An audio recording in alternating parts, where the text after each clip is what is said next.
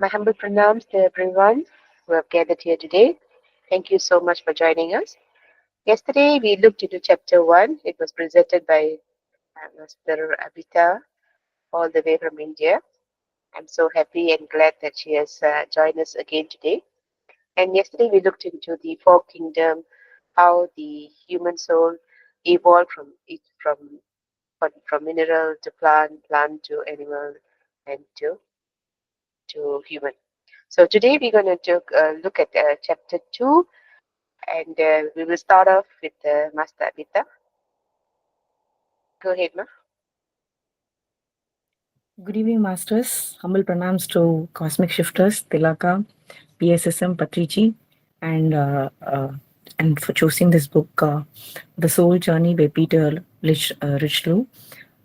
So yesterday we were understanding the evolution of life, like how the life force starts. It goes from starts from mineral kingdom, moves to vegetable, that is plant kingdom, then animal kingdom, and final is the human kingdom. And in the human kingdom, the highest is the superhuman, where one reaches the evolution. So in the second, so the first chapter was fully covered about how from each stage the life force moves and experiences life. Now in the chapter 2, the author discusses about acharyas sharing to the person who is going through a suffering.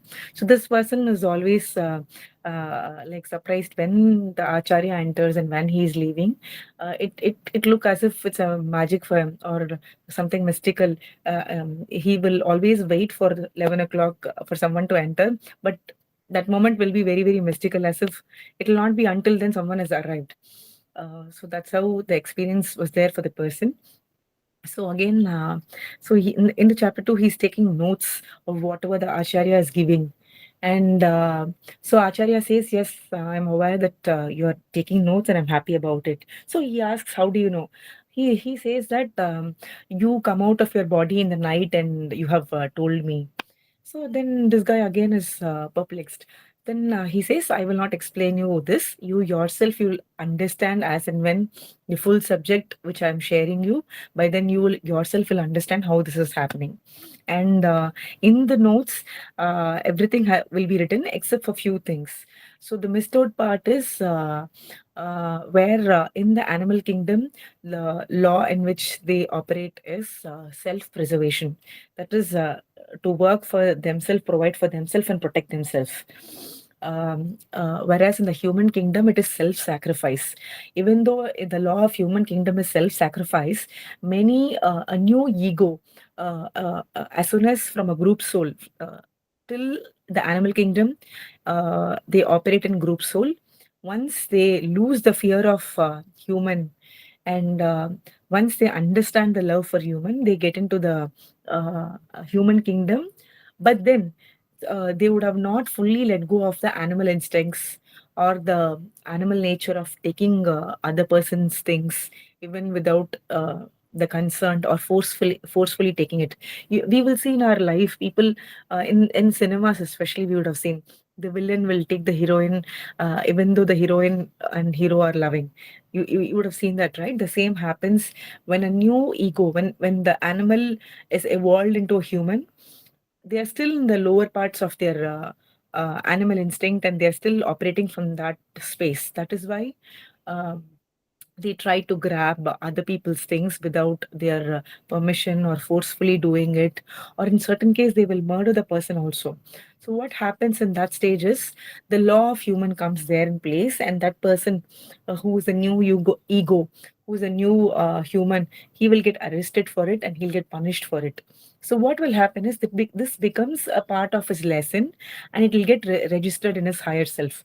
So as he moves to the next reincarnation, the next law by which the human is governed is law of reincarnation. So a person, he will keep ego will keep coming back again and again till he learns all kind of lessons, till he experiences all kind of situations, till he experiences every kind. That is what happens in the mineral kingdom. It will be very minimal. In the animal and the plant kingdom, that will also be very, very minimal. From the Animal kingdom, again, it's a group soul. So it will be only a group soul learning. Only when it comes to the human soul, it will take every different form, every different of a different form of lessons and experiences. So that is where the law of reincarnation comes. So when a person makes a mistake, he gets punished by the law of human and he reincarnates again. Again, he may get the same thought of grabbing things or people, or things from other people. So his higher conscious will intimate, no, no, if you do this again, you will get punished. That is because the already happened experience is registered in his higher self. So that will come and intimate, and that will help him to avoid doing the same mistake. So like this, a young soul will make a lot of mistakes, a lot of bad karma.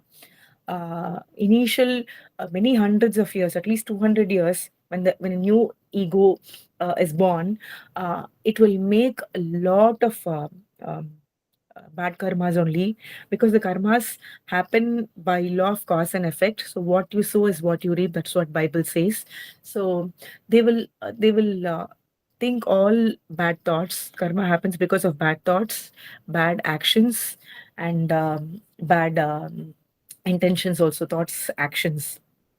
uh, so a lot of bad karma only happens, and whatever the bad karma has happened, it has to again pay back, either by suffering in this janma or next. So when an ego is reincarnated, what will happen is, it is like that prarabdha karma, right? We bring a part of karma from the last janma, and whatever we do in this janma also, we have to pay back. Sometimes what happens is, if your soul is getting evolved, you start doing good karma. That is when your soul is moving to the next phase, and a point will come, the soul will only do good things. And this is the point of highest evolution. And what will happen is, this good karma will write off all the negative karma, or you will you will get back the good karma from a different source, from the same source or a different source which you have given, either in this janma or the next reincarnation. So this is how the law of karma, law of reincarnation keeps happening. Now, coming to our body, like how it operates, our consciousness, how it operates is, we have a physical body, okay? That is a very dense form which is visible to everyone around. The next is the etheric body, the emotional body or the etheric body. It is very, very light. It is very light and little dense. And the finer one is the mental plane or the mental body. Okay. So the ego is created in the highest space of the mental body. Okay. So they've given an example, like mental body is like our undergarments. It is very fine like that. It will not be visible to others, but it will be but it will vary according to a young soul or a evolved soul. If it is a young soul, the undergarments, that is the mental body, will be very, very different. If it is an evolved soul, the undergarment, the example, undergarment will be very, very different. After the mental body is the emotional or etheric body. So if you see, in a body we have nerves, right? The nerves is where the energy flows. Along with that is the this etheric body. So along with these nerves, there's one more line called etheric body. Together, that only the energy flows. It is not just our nerves. So our etheric body is throughout our body along with our nerves. Okay, and it is little more denser than the mental plane, and the highest dense part is our physical body, which is visible to everyone. So what happens is, when we sleep, for example, for a young soul, when they sleep, uh, their astral plane, which is there's one more part called the astral plane. There is mental plane, astral plane, and etheric body. Then we have physical body, and then there is causal body. Causal body is the place where the ego is there. That is in the highest part of the mental plane. It is actually quite difficult to understand. Just try to take what I'm saying, because even I took some time to understand this. So, like when a science class is taken, we try to understand, right? Below the skin there is one layer, and under that there is another layer. Like that only our consciousness is framed. So in the mental plane, our mental body operates. In the emotional plane, our emotional body operates. In the astral plane, our astral body operates. Okay, and in the physical plane, our physical body operates. Now you will understand, right? In the earth plane is the physical plane where our physical body operates, and it's very, very visible. Only for a person who's clairvoyant, they will be able to see this etheric body. Okay, so if for a young soul, as I was talking, for a young soul, they will not be able to feel the etheric body much. The etheric body or the astral body, if it is an evolved soul who has done meditation or who's evolved, what happens is even in the sleep is the place where the astral body leaves our body and goes to the astral plane. They can even travel to any part of the world in 2.5 minutes. Then imagine the speed. In 2.5 minutes, the astral body can go to any part of the world and have any kind of experience. That is the speed, because they don't have any density. They just keep moving and gliding, not walking or flying. So they only glide. So the density is very less. So it's easy for them to move to any part of the world and experience. So this kind of experience will happen in sleep for a evolved soul. So for a young soul, they will sleep.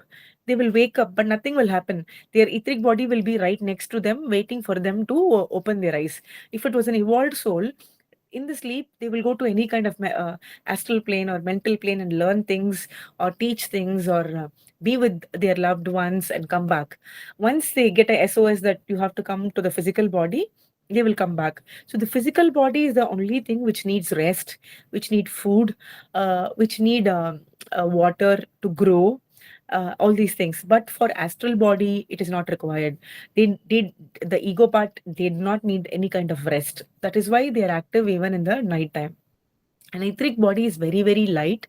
If someone passes away, example, if an accident happens, if the physical body is densely damaged, what happens is the first thing which moves out is the etheric body. Another example is like that is why certain people die in coma or in an operation, because if they give excess anesthesia, what happens is anesthesia is making our senses die so that we don't feel the pain. If they give too much anesthesia, what happens is the etheric body moves away so much, so that it will not be able to come again to the body. That is why some people die in the when too much anesthesia is given.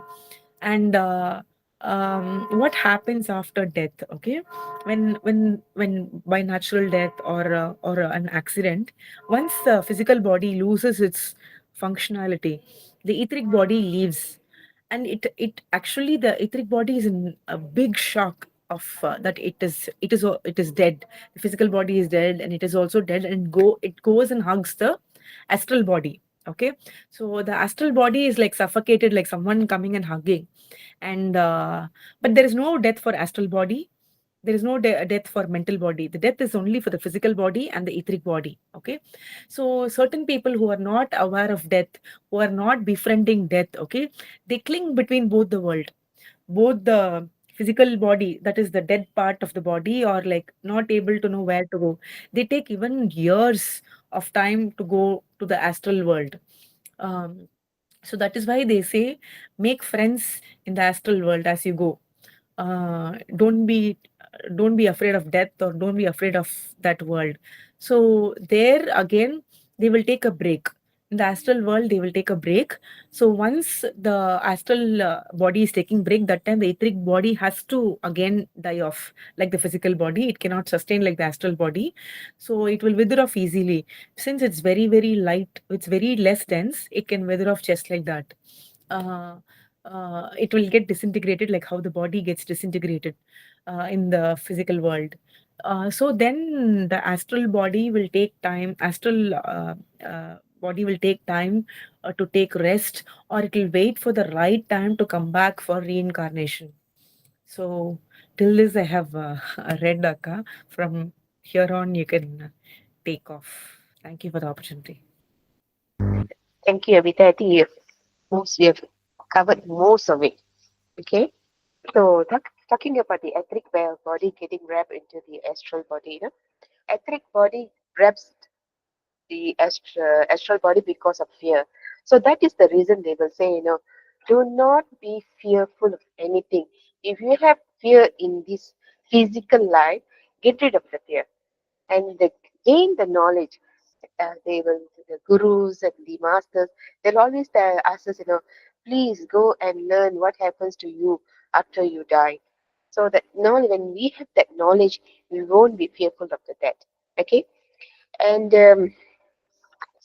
what it says about astral body. The astral body is another word for astral body is emotional body.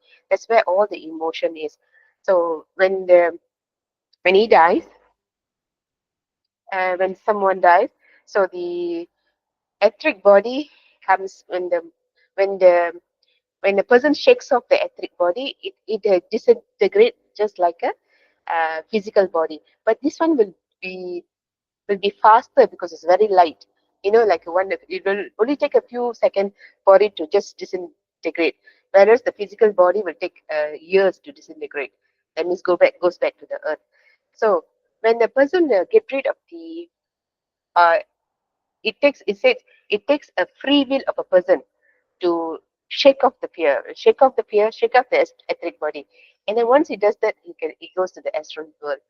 So astral world, how he described it as a beautiful world, a beautiful world. All your thoughts will materialize. But even in astral world, there's two kind of thing. There's because it hold on to the emotion.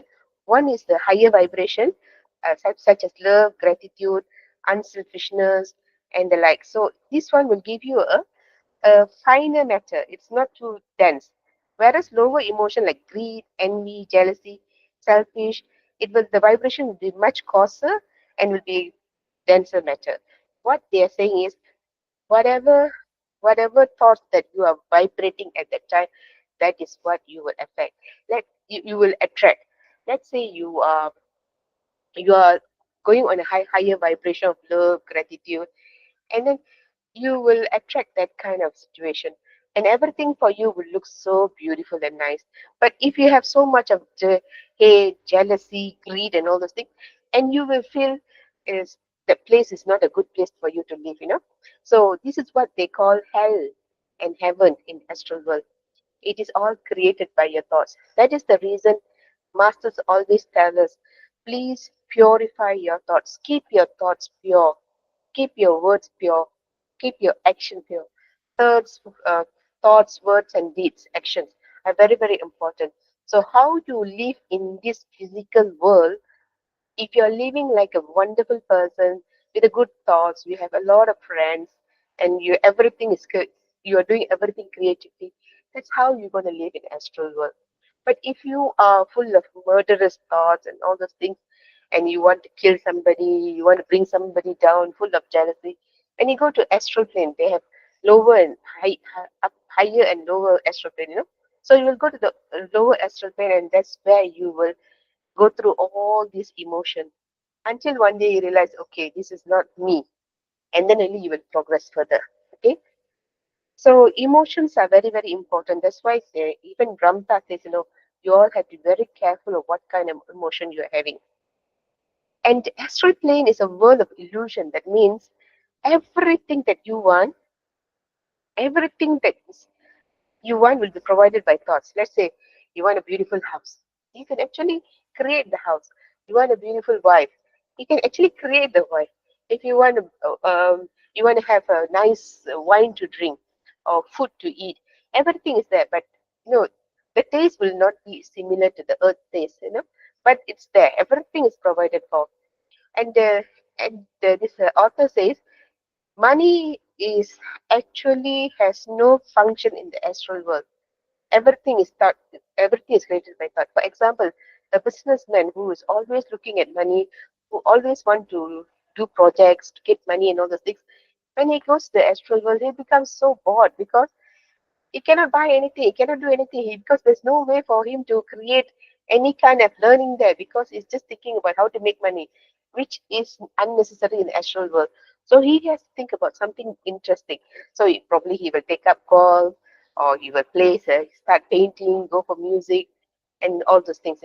But even golf, they said after a while, if you putt, you will be putting every time the ball will go inside. Everything is perfect there. There's no challenges. So that's why they say be creative. A painter, when he's creative, he does, he will paint here. Let's say for today, say, okay, I want to go to France and go to the museum.